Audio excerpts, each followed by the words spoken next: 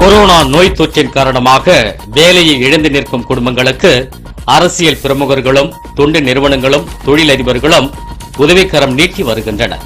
அந்த வகையில் செங்கல்பட்டு மாவட்டம் அச்சிறுபாக்கம் ஒன்றியம் மின்னல் சித்தாமூர் ஊராட்சியில் உள்ள 99 கீழ்பட்டு கிராமத்தில் 20க்கும் மேற்பட்ட இளைஞர்கள் ஒன்றிணைந்து சுமார் 300 குடும்பங்களுக்கு தொடர்ந்து 3வது நாட்களாக கொரோனா நோய் தொற்று பரவாமல் தங்களை பாதுகாத்துக் கொள்ள நோய் எதிர்ப்பு சக்தியை அதிகரிக்கக்கூடிய கபசுர குடிநீரை வீடு வீடாக சென்று வழங்கி வருகின்றனர்.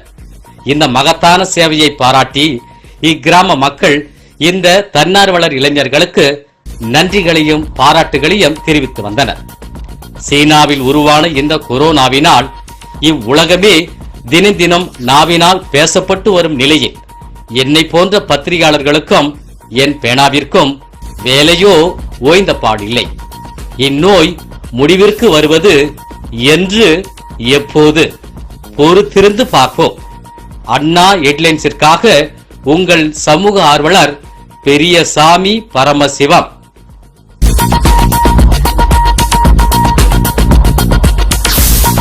மேலும் பல நிகழ்வுகளை தெரிந்து கொள்ள உங்கள் அண்ணா ஹெட்லைன் சேனலை சப்ஸ்கிரைப் செய்யுங்கள்.